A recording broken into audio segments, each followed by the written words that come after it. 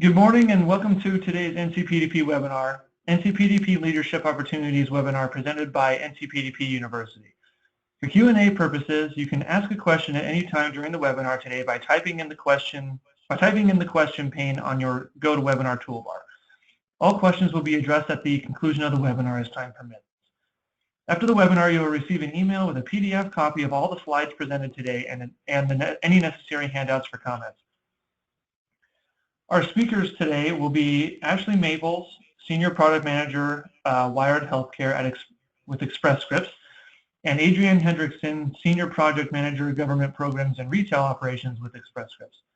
I will now turn today's presentation over to Ashley. Good afternoon, everyone. On behalf of Adrienne and myself, we really are excited to talk to you today about NCPDP leadership opportunities. Brian, if you want to advance the next slide, we can go over the agenda. Thank you. So I'll take some time today to review the different ways that you can be a leader within the organization, along with some of the structure behind the scenes at NCPDP. Then I'll turn the time over to our resident Mythbuster, Adrienne, to explore the truths about being a leader at NCPDP, including opinions and perspectives from well-known leaders. Then to wrap things up, I'll go over some additional resources available to all members who want to grow within the organization. Before we get started, let me point out that really our goal today is not only to give you the information about being a member leader within NCPDP, but to hopefully trigger any questions in your mind so we can have an open and candid discussion and address those questions along with any other concerns or reservations that you may have around NCPDP leadership. If you have any questions that pop up during the call, as Brian said, please type them into your chat box. They can be completely anonymous if you'd prefer. Maybe just make a note of it that you just don't want anything about your name or organization mentioned. Okay, let's go ahead and get started. Brian, if you, yep, thank you. Okay, so let's take a look at the structure of NCPDP and how all the different pieces of the organization work together. NCPDP relies on members for the majority of its efforts, especially in leadership roles. While some leadership positions require the member to be elected, some simply only need a member to volunteer for the task at hand. This slide demonstrates the various levels where an NCPDP member can have an impact in a leadership capacity. The highest level of leadership within the organization is the Board of Trustees. This is an elected role with its own set of unique responsibilities, like establishing fees associated to membership dues and other for-purchase products and services, approval of spending, as well as enforcement of organizational bylaws, and final approval of all ballots, new standards, and decisions by the membership. Board of Trustee members are elected for a 3-year period, but can rerun for their seat once more before stepping down. It is required by NCPDP that the Board of Trustees has no fewer than 9, but no more than 13 members, with equal representation among the 3 membership classes. Aside from the Board of Trustees, the majority of work done within NCPDP can really be placed into 2 buckets, those being committees and work groups. So work groups meet quarterly and are led by elected co-chairs. The main responsibility of work group leaders is to facilitate and moderate quarterly work group meetings and to be familiar with the activities of their work group, including task groups. Work group leaders are elected annually, but there is no limit to the number of times you can rerun for this leadership capacity role. Task groups are formed under a specific work group or work groups and have specific goals and objectives. Task groups are formally formed during work group sessions and must have a volunteer leader at the time of formation. If no leader is available to volunteer, then the task group is not formed. NCPDP committees are completely different from worker task groups in that their scope is to uphold the business aspect of the organization. So it really has nothing to do with standardization or or creating standards or anything like that. It's to uphold kind of the bones of the organization. There are 9 active committees today, ranging in a variety of topics like finance, member and leadership development, annual conference planning, bylaws, and standardization. The majority of these committees are led by a Board of Trustee member, and members can volunteer to participate. The exception to this is the Standardization Committee, where members are nominated and approved by the Board of Trustees. Several committees also have subcommittees where the leaders are the members. A relevant example for today is NCPDP University Subcommittee, which is led by Adrian and myself and housed under the Member and Leadership Development Committee. I also want to point out that all members in good standing have the ability to vote for work and work group and Board of Trustee members. Brian, if you want to switch to the next slide. Thank you. So let's talk a little bit about opportunities in work group meetings. In-person attendance at quarterly work group meetings is really where you'll get the best bang for your buck when it comes to leadership opportunities. The best way to step into a leadership role isn't by being popular, but by being visible and knowing what is going on that would impact you. In-person attendance at quarterly work group meetings provides the perfect opportunity to meet new members and leaders. It also provides a great opportunity to create both formal and informal relationships, and you also have the opportunity to volunteer to lead a task group when it's created. Every February, NCPDP hosts an annual networking reception. This is where you have a chance to sign up in person for subcommittees or committees, as well as talk to other individuals in the healthcare space. If you participate in committee meetings, you also may have the opportunity to volunteer to lead a brown bag session, which is a session that we hold during work group sessions during lunchtime. You can meet with your buddy or your mentor during work group meetings as well. In addition to all of that in the meeting and the networking opportunities, you also have the opportunity to speak or present in front of an audience, which is an important part of becoming a leader or being a leader within NCPDP. If you lead a task group or co-lead a task group, you have the opportunity to present a task group recap where you can showcase your knowledge during work group sessions. So in reflecting on kind of my own personal experience when I was a new member at NCPDP, as well as talking to other members since joining NCPDP University, there seem to be a few common myths associated with leadership roles within NCPDP. I'm going to turn the time over to Adrian to talk about some of these. Thanks, Ashley. Now I'll talk about some of the myths, such as you have to have leadership experience, you have to be a subject matter expert, that being in a leadership role is a big time commitment, and that it has little impact to your professional or personal growth. So on the next slide, we'll bust the first myth. Okay, so the myth that leadership role requires experience. So you do not have to have leadership experience to enter into a leadership role. Remember that at NCPDP, it's the place for you to learn and exercise your leadership muscles. If you're a newer member, I would encourage you to take advantage of the buddy program to learn the ropes and become familiar with the organization. And also, please keep in mind, if you take on a leadership role, you will not be alone in the process, as there are typically more than one task group, committee, or subcommittee leader. Therefore, there's typically a mix of veteran and rookie members, and as a result, you have an opportunity to share responsibilities and learn from one another. You also have the ability to learn from the staff liaisons as they provide guidance and assistance. So if you're thinking of leadership and you're nervous, please also consider signing up for the mentor program, which was designed to assist members who want to experience leadership at NCPDP.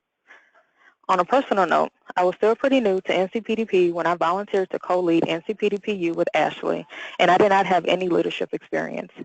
But I was able to learn a lot, and still do, from Ashley and also Jenny, our staff liaison. I lean upon their history and expertise, and by doing so, I have learned a lot. And by taking the step to co-lead NCPDPU, I felt comfortable enough to volunteer to co-lead new task groups that were formed during the last few work group meetings.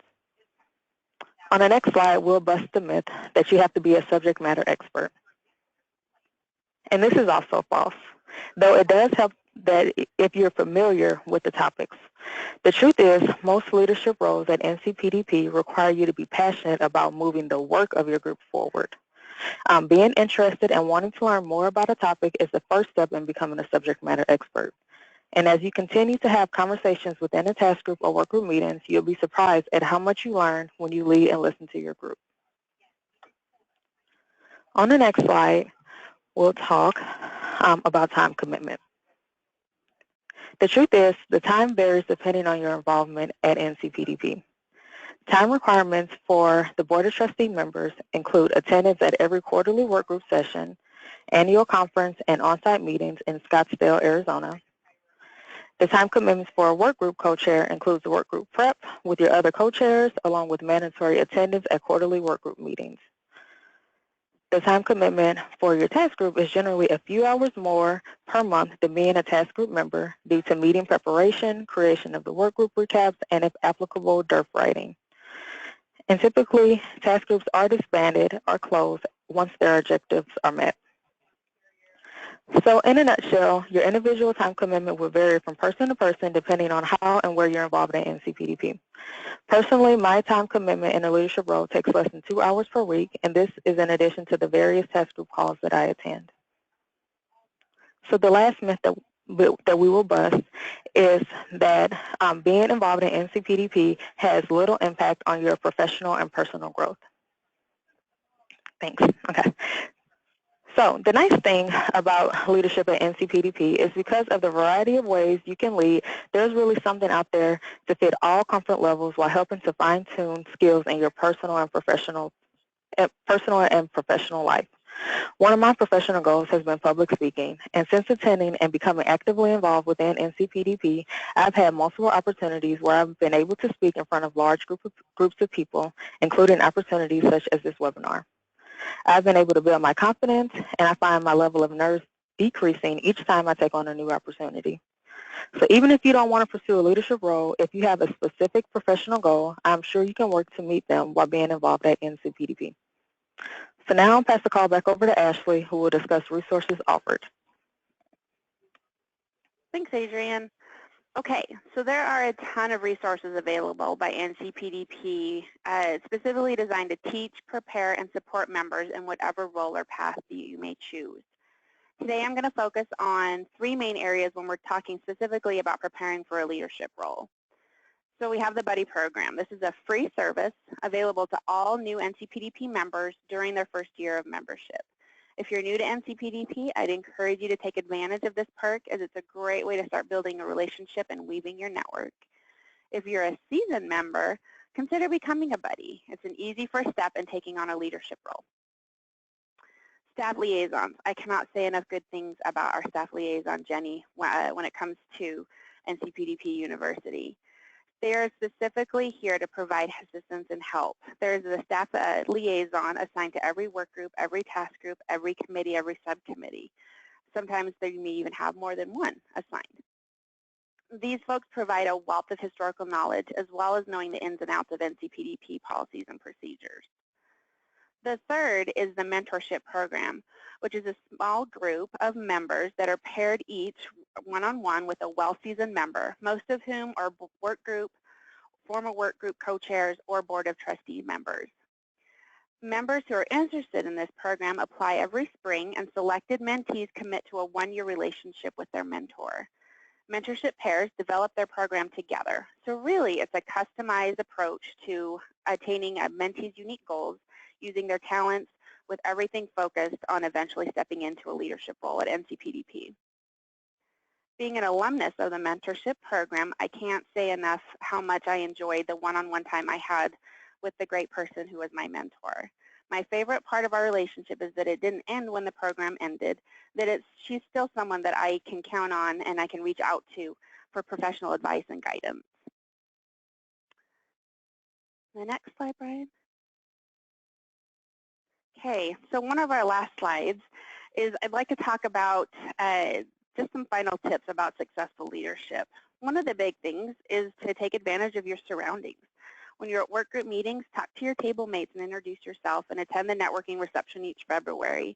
I'd also encourage you to spend a few minutes exploring the member portal within ncpdp.org, as well as the collaborative workspace, especially when you're preparing to go to a work group meeting. You can review DERFs and you can review anything that was going to be discussed in a particular work group. Same with task groups on the collaborative workspace. And I really like the quote from Laura Topper when she says, "Know that you will have support from staff and other members. People will forgive inexperience if you are open, honest, and willing to learn." Really, because sometimes all it takes is having the courage to step out of your comfort zone, and I'm speaking from personal experience, and raising your hand to volunteer. You don't have to be perfect, popular, or polished. You just have to be yourself. Next slide, Brian. So because Adrian and I are the co-leaders of NCPDP University, I am putting out a shameless plug. NCPDP University is a free service to all members and provides a wealth of knowledge on all aspects of the organization, from leadership to a ballot process to what drives standardization in the leadership structure or the staff structure within NCPDP. The courses are written by members for members. And you can find the link to NCPDPU on the right side of your screen when you log into the member portal. There aren't, the curriculum is self-paced and typically takes less than 5 minutes each to read through. And there aren't any exams or test questions, so you don't have to worry about passing or failing any of the courses. If you have any questions, or if you're even interested about being a member of the NCPDPU subcommittee, please feel free to reach out to Adrian or myself or our staff liaison, Jenny Powers. So that was kind of short and sweet. It kind of concludes our presentation portion of the webinar. Brian, if it's okay, can we open up some time for group discussion or questions? Of course. We'll now start the Q&A portion of the webinar. Remember that you can ask a question by typing in the question pane of your GoToWebinar toolbar. We have a couple here. Our first one is a two-parter. How do you volunteer for committees that run the business part of NCPDP is the first part. I just want to take it one at a time. Sure. Yep. Adrian, do you want to take that one, or do you want me to take it? I can take it, and then you can piggyback if that's okay. Sure. So every February we have our networking reception, and you are able to sign up for committees there. And then there are some committees such as NCPDPU where you can also sign up throughout the year. Besides NCPDPU, Ashley, do you know which other committees you can sign up throughout the year, sign up for? I'm not sure which ones. This last February. Yeah, I know you can probably, yeah, there's a few. There's, I don't know if it's the annual planning committee, but you could do the educational programs advisory group. For more information, maybe we could check on that and then get back to the group and maybe add that to the slide. But I think that's a really good question. I know that you can, as far as who to go to in between the February networking reception. We can find that out and we can pop it into one of the slides when we send it out. But thank you for the question. And then the second part of that question was, when are people picked for each committee? Most of the time, you don't have to be selected to be on the committee. It's on a volunteer basis. The exception is the standardization committee because it is a selected position that you would be on. The other committees, you don't have to have any qualifications. You can be an old or a new member, especially for like MLDC, where we really, I think we would appreciate the perspectives of having a mix of new and old membership.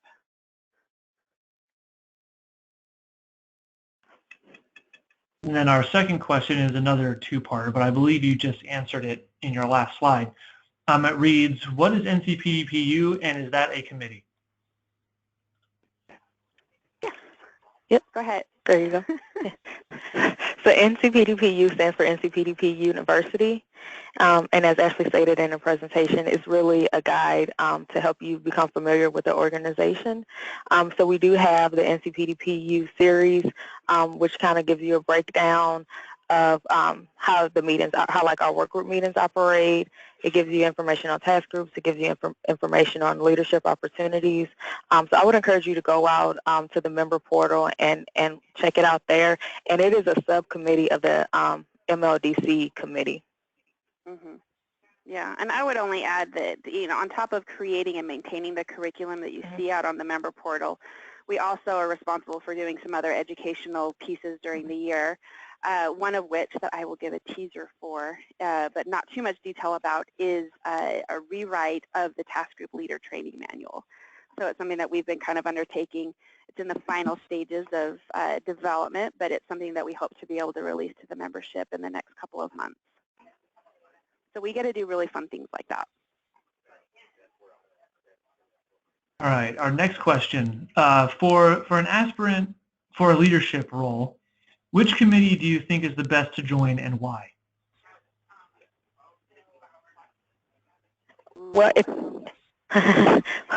you go ahead, Andrea, and then you say your opinion, and then I'll give my opinion. well, if you are, I guess it depends, but I would encourage people to start with MLDC. And also NCPDPU, because there you kind of get a full understanding of everything, a little bit about everything within NCPDP, and then from there you're able to kind of learn and say and see what works best for you or which area you would like to go into. And then if you like to attend the annual conference and you want to help plan those, then I would encourage you to join that committee. But I think a great starting point is MLDC and NCPDPU, the subcommittee. Mm-hmm. Yeah, and I would say to add on to that, because there are, so many committees, find something that aligns with something that you're already interested in. If you like the financial aspect of, of how NCPDP spends their money and things like that and where things are allocated, the finance committee might be really fun. There's also an educational programs advisory group that plans and develops and reviews all of the proposals for the annual conference speaking sessions and or not the annual conference speaking sessions, I'm sorry, that's the annual conference planning committee, but the educational program that we have every November, as well as any webinars that we hold during the year, come from that committee, which is really fun to help plan and develop some of the educational sessions available to members. In addition to that, we, what do you call it? My mind just went blank. There's the bylaws committee. So if you kind of want to know more about, what are the laws that that uphold our organization, the bylaws committee might be something more down your alley. So find something that interests you, that you would enjoy attending, so it isn't such a grueling task of, I have to attend a call every month or every other month. It's something that you look forward to. All right, our next question. What is the responsibility associated with volunteering for the NCPDP University Committee? Well, I think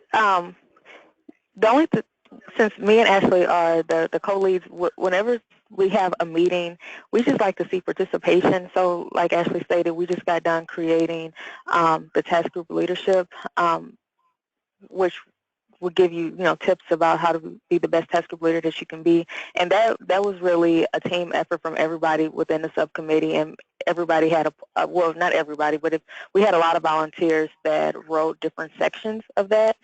So I think what anyone would like to see, whether it's in the NCPDPU or any other committee or task group, is just to volunteer and speak up if you have something to say, or if there's a small task and if you have the time, to volunteer to do that, to do what you can. Ashley, you have anything you want to add? Oh, that was great. All right, I have a couple questions here regarding the MLDC committee, specifically asking what exactly is it and what does it stand for? Yep, so MLDC stands for Member and Leadership Development Committee. Right now it's co-chaired by the Board of Trustee members Sharon Grudadaria and Linda Schock, I believe. The purpose of this committee is to look at different ways to optimize an individual's membership. So they have oversight of the subcommittees for the mentorship program, the buddy program, member programs, NCPDP University, and the student membership program. I think I have them all. So each one of those subcommittees has their own specific focus.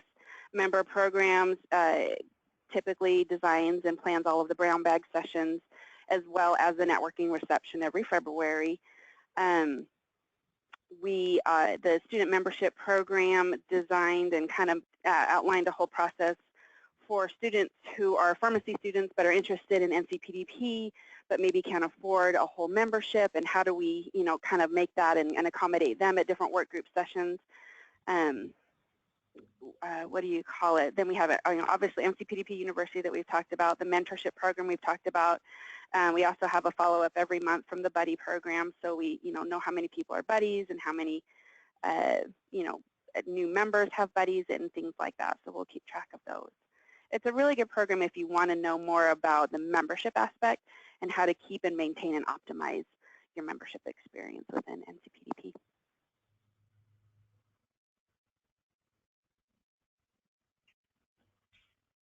All right, our next question. You mentioned there are 9 committees. Can you enumerate them?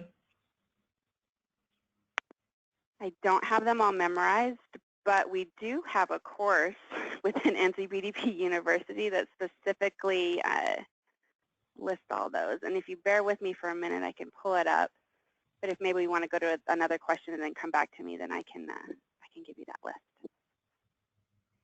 There aren't any more at the moment. So all eyes on me. Give me 1 sec. We'll see how fast my computer can work. Unless somebody else has a list. Ashley, I'm looking with you to see, just in case my computer's moves fast. It might be moving faster.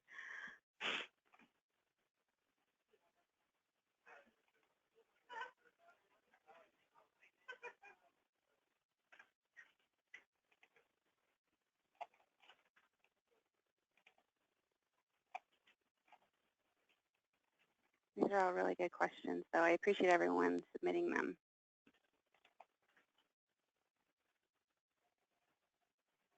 Does anybody else have any questions or concerns or worries that they may have or reservations about, being a leader at NCPDP and what it takes, and if there's, the types of pressure involved with that, or did we cover some of those questions during the presentation?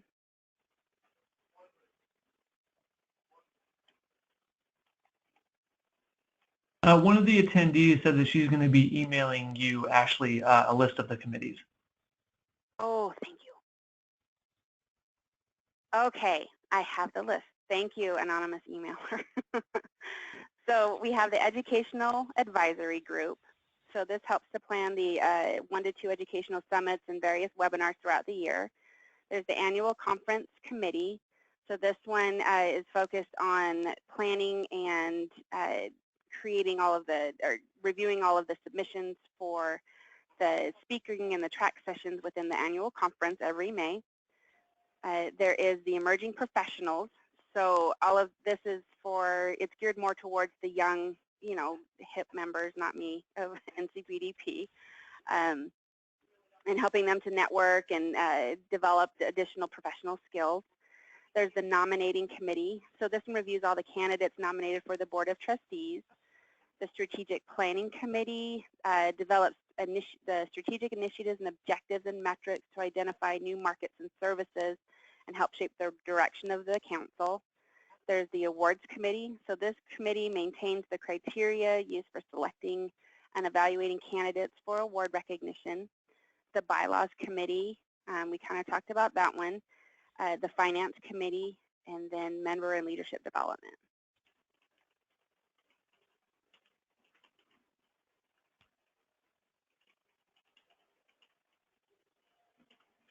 All right, our next question. Is it required to attend in person for all the work group planning? For the sorry. And then the second part of that was, can someone volunteer and help remotely instead of traveling to in-person meetings? It depends on the forum. So work group co-chairs are mostly responsible for helping to plan for the work group meetings, and it is required that you are there in person.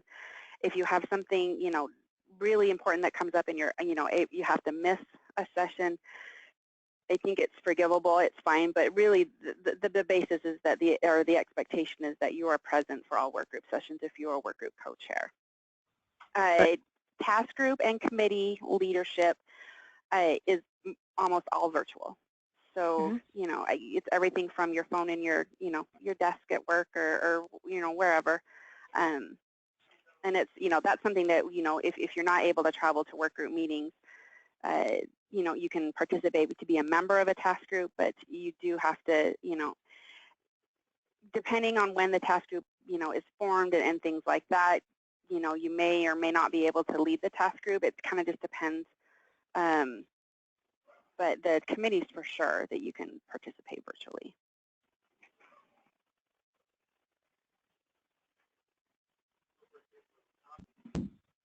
All right, this next one, she says that this is not a question, but I am a new task group co-leader, and thank you for this webinar. It has been very helpful, and I'm looking forward to the task group training manual. Yay! Awesome. Glad to hear that. Good job for being a new member of a task group. That's a lot of times it's the most daunting. Even for me, and I've led several. It's daunting to be a task group leader, but it really, really helps. My knowledge base has grown. I know, because just in preparing and wanting to do the best that I can. So hopefully some of the tips and tricks that are in the new training manual will help. Thank you.